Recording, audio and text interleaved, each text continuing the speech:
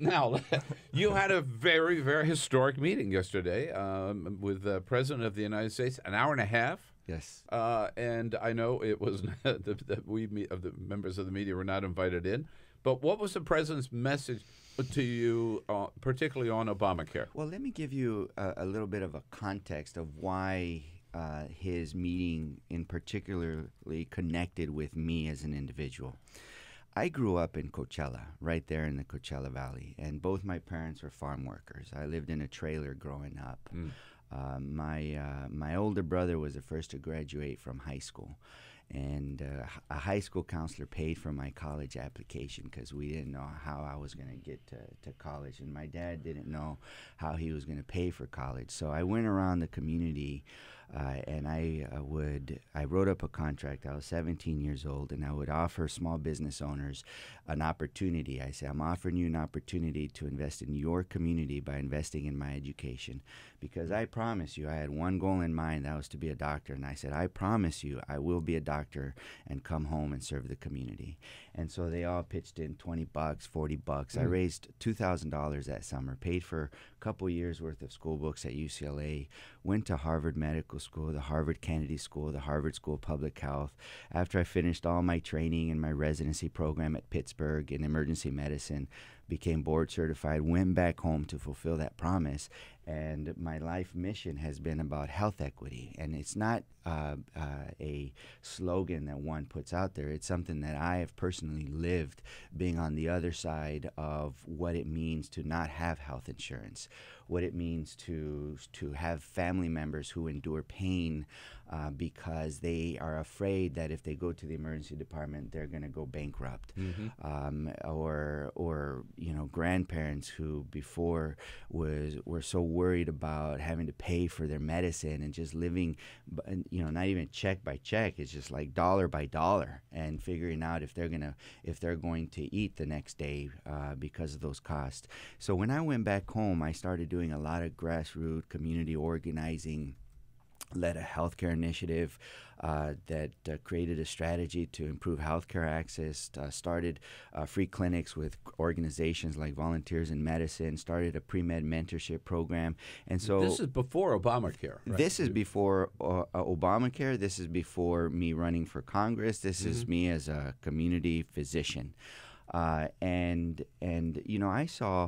saw seniors who, after I would hold my community forums, would walk to big trash bins, and I mean, being curious and caring for the senior, I'd follow her and I said, what are you doing? Because I saw her digging in there, and she said, well, I'm collecting cans because I don't have enough for my insulin.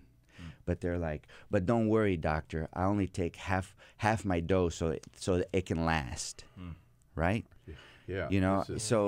Or like I taking care of patients who come into the emergency department, young women who don't have health insurance, who have had a lump in their breast for quite some time, but now that their sister's visiting them for the holidays, they insisted that they had to see a doctor, so they brought her to the emergency department, and sure enough, she had a mass as big as a lemon in her breast, and who knows what that is, right? She would have to go have a biopsy and determine what kind, how aggressive, but she's a mother of children, and it's these kind of decisions that everyday people have to make and go through that affect their lives and their children's lives, their parents' lives, their families' lives, that are real, that people live with stress and anxiety out there.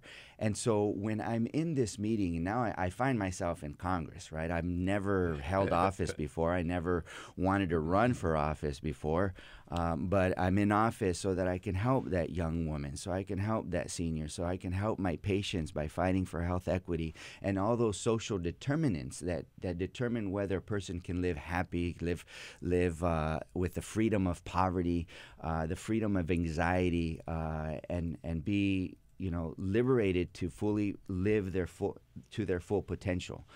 So I'm sitting in this meeting with President Obama, with senators and other my colleagues in Congress, and representatives, and we're and he's talking, and what struck me the most was the difference between this president and the president-elect, because President Obama did not talk about his money, his fame, he did not talk about all the wonderful accomplishment. He did not once say he did not once mention the word legacy. What he talked about were people. He talked about letters that he had read from people. There's no press there.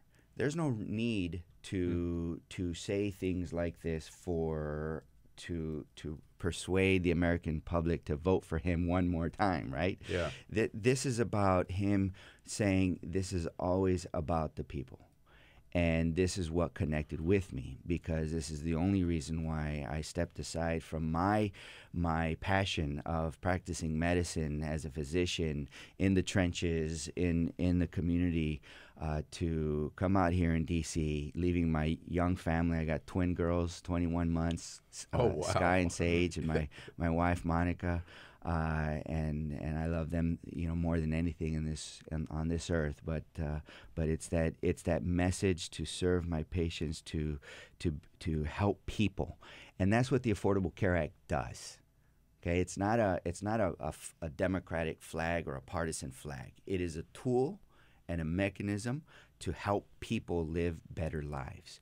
And that's what oftentimes gets forgotten in this political, ideological, partisan warfare that happens here way too often, that we forget about the young man who has ulcerative colitis, who's embarrassed to go to work because they have constant chronic abdominal pain or have chronic diarrhea. They don't know, and their insurance, and then on top of that, they don't know how they're going to pay for health care. Before the Affordable Care Act, their health insurance cost was way too high because it was a chronic illness, or some insurance companies wouldn't even take them. And now they have insurance. They can afford their medication. They have the appropriate procedures. They can go to work. They can feel like a normal human being. I know this story because it's a cousin of mine. Oh, really? Yes. Yeah. And so these are important stories that individuals face. And if we take that away from them, then we are not only taking health care or affordability, but we're taking a sense of dignity. We're taking a sense of liberty. We're taking a sense of security for people to live their lives the way they want to live.